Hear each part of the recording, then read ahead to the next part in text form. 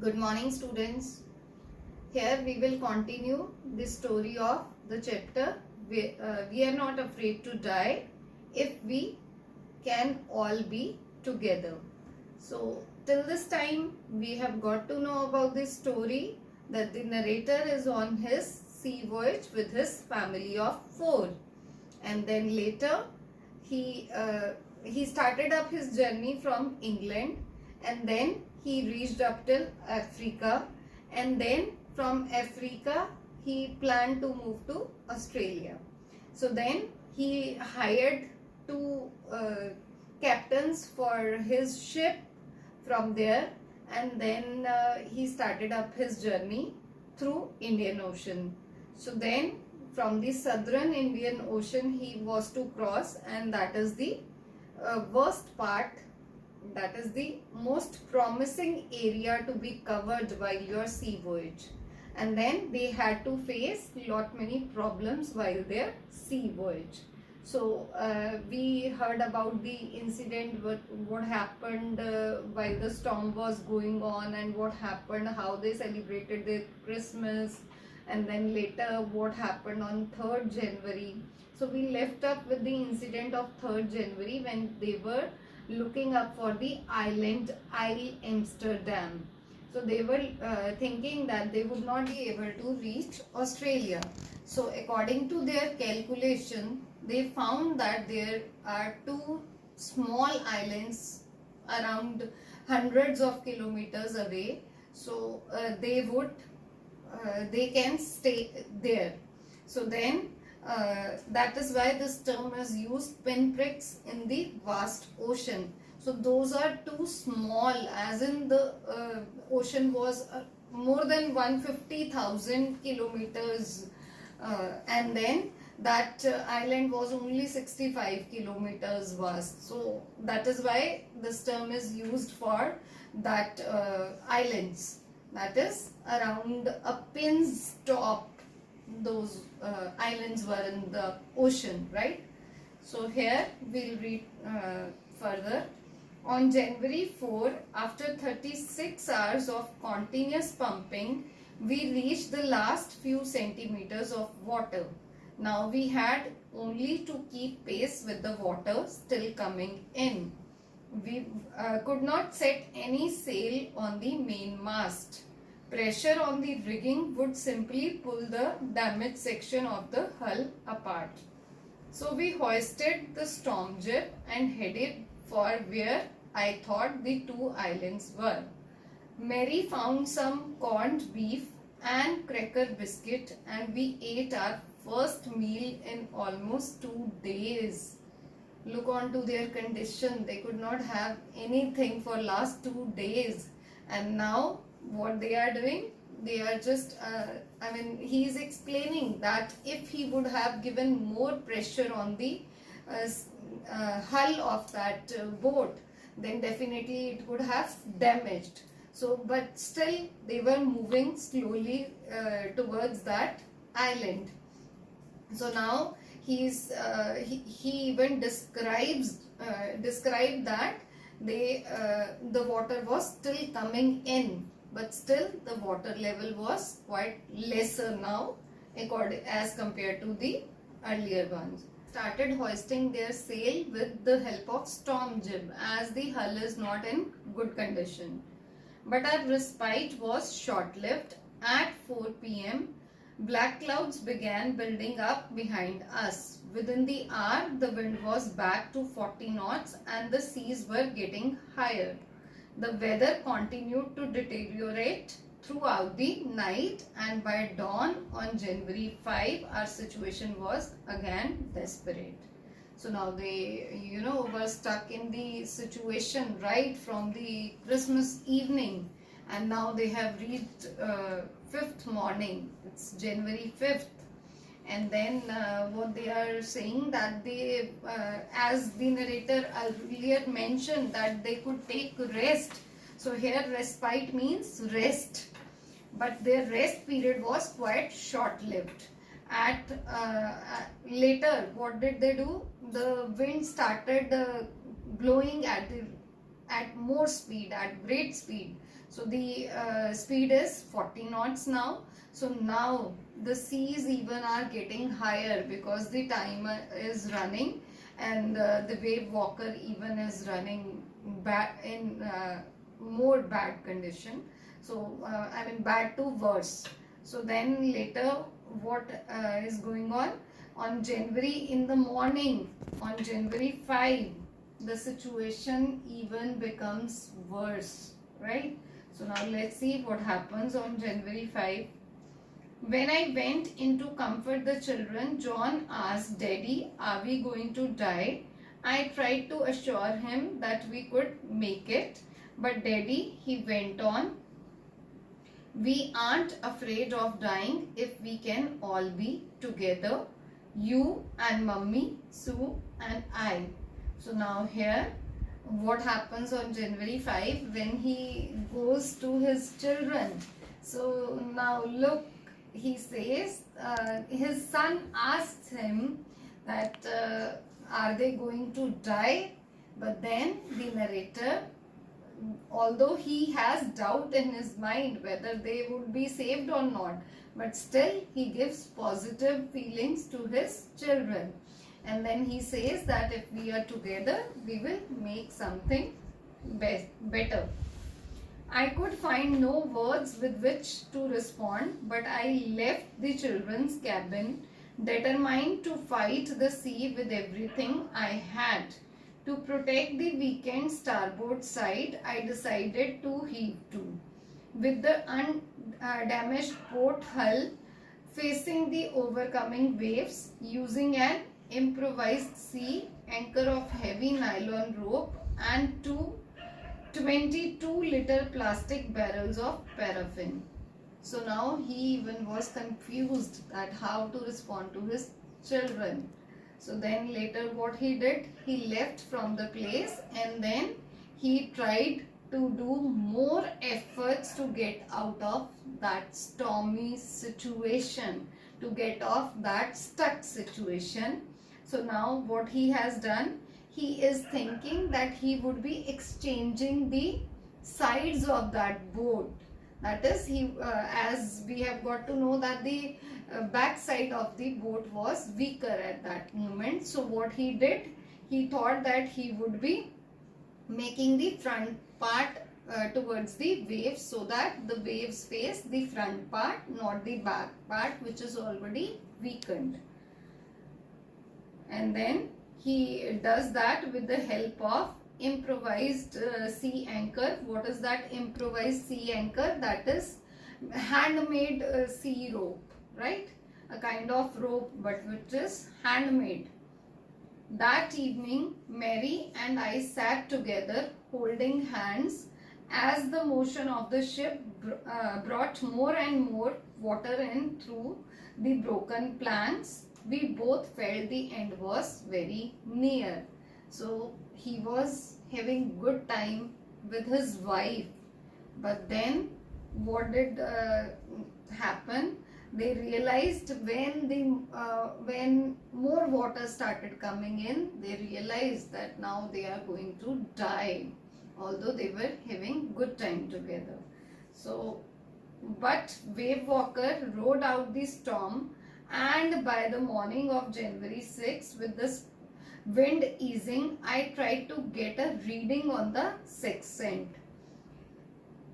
Back in the chart room, I worked on wind speeds, changes of course, drift and current in an effort to calculate our position. The best I could determine was that we were somewhere in 150,000 kilometer of ocean, looking for a 65 kilometer wide island. So here he says that although they thought that their end is very near, but what happened, the Wave Walker still was running by the morning of January 6, and there was a bit relaxation in the wind speed. That is, wind now have the speed of that wind is decreased now. And then what he does, he goes to the sextant. So what is sextant? That is a meter from where he can read the readings related to these things which are quite required for sea voyage. That is, he could see the drift, and then he could even judge the current from that meter. So he went to see that meter, and then he wanted to calculate that what would happen. Then he thought that the ocean, the island which they were trying to find out, is like a small one in that big ocean, in that big water. So he was thinking that he will be doing his best to reach that island. While I was thinking, Sue, moving painfully, joined me. The left side of her head was now very swollen and her blackened eyes narrowed to slits. She gave me a card she had made. On the front, she had drawn caricatures of Mary and me with the words, "Here are some funny people. Did they make you laugh?" I laughed a lot as well. Inside was a message. "Oh, how I love you both." So this card is to say thank you and let's hope for the best. Somehow we had to make out.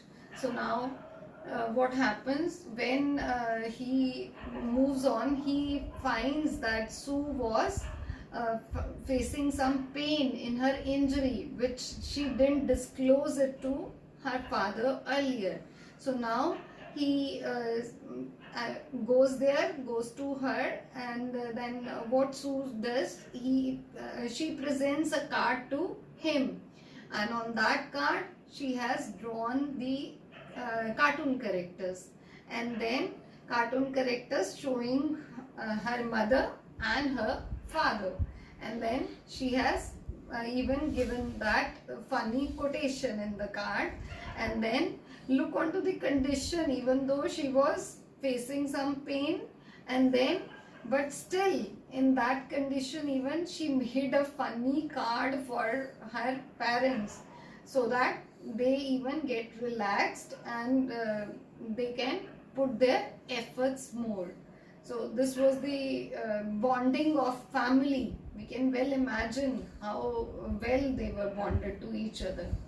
So then after seeing that touching card, then the narrator thought now he will have to do something about coming out of that worse situation. He will put the best of his efforts to get his family out from that. I checked and rechecked my calculations.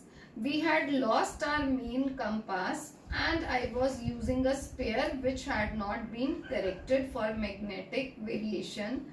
I made an allowance for this and another estimate of the influence of the westerly currents which flow through this part of the Indian Ocean. So now he is putting more his calculation to come out of that situation, and then what he does, he again calculates the currents which might be there in the water. So now what happens, about 2 p.m. I went on deck and asked Larry to steer a course of 185 degrees. If we were lucky, I told him with a conviction I did not feel he could expect to see the island at about 5 p.m. So now he says that after making calculation with his compass, he directs his wife to take control on the steering, that is on the wheel. So now he says that she is to move the boat to 185 degrees, and if they would do that according to this calculation, so if they would do that, might be they come out of that position and they reach that island safely. So it was his conviction. So by 5 o'clock, that is in another 3 hours, they would do that. Then with a heavy heart, I went below, climbed on my bunk and amazingly dozed off. What is dozed off? he slept. And then when I woke, it was 6 p.m. and growing dark. I knew we must have missed the island, and with the sail we had left, we couldn't hope to beat back into the westerly winds. So now, unluckily, he slept, and then he thought that they might have missed the island. At that moment, a tousled head appeared by my bunk. Can I have a hug? Jonathan asked. Sue was right behind him. Although he was thinking now they have missed the island, now it's not possible for them to turn back and reach to that island in that heavy wind. So now what happens? Jonathan comes to them, and then he sees in messy hair, tousled head, that is with messy hair, he comes to him and then asked him that can I have a hug. And then Sue even was along with him. Who was Sue? Suzanne. Why am I getting a hug now? I asked. Because you are the best daddy in the whole world and the best captain, my son replied. Not today, John. I am afraid. Why? You must be, said Sue in a matter of fact of voice. You found the island. So now they are appreciating, they are praising, they are proud on their father that he has found the island. Although he even didn't notice that they have found the island. He was getting praised, and he was the narrator himself was confused that why they are just praising me for nothing. But then when his children told him that you have found the island, that is why you are the best captain, you have proved yourself. But till that time the narrator didn't notice that he has found that. So then what? I shouted. It's out there in front of us, they chorused. As big as a battleship. I rushed on deck and gazed with relief at the stark outline of Isle Amsterdam. It was only a bleak piece of volcanic rock with little vegetation, the most beautiful island in the world. So now after finding out that they are near that island, he was quite happy. So the narrator thinks that it is the world's most beautiful island because it has it is very small and it has little vegetation, and the most it has given them chance to live more. So that is why he thought that this is the most beautiful island in this world, right? So then they have reached that island. We are anchored offshore for the night, and the next morning all 28 inhabitants of the island cheered as they helped us ashore. So now as I told you earlier that this island was quite small, so only 28 people were living there, and I told you that this island was a center of science. So probably there would be more scientists in all those 28 inhabitants. So they helped them to be on the island, right? With land under my feet again, my thoughts were full of Larry and Herbie, cheerful and optimistic under the direst stress, and of Mary, who stayed at the wheel for all those crucial hours. Most of all, I thought of a 7-year-old girl who did not want us to worry about a head injury, which subsequently took 6 minor operations to remove a recurring blood clot between skin and skull, and of a 6-year-old boy who was not afraid to die. So here you can well imagine that how with after facing many problems they reached that small island, and what would have been their condition at that point when they reached that island. So when the narrator reaches that island, the thoughts start coming into his mind, and to whom he is thankful. He is thankful to those two captains whom he hired. Those worked out very hard to let them out from that situation. And then he even is thankful to his wife Mary, who was always there at his side, and even she took the responsibility of steering the boat. And then he even is proud of his daughter, who even did not disclose about her about her injury, of what was so critical that she had to undergo 6 minor operations of her brain to get that clot out of her body.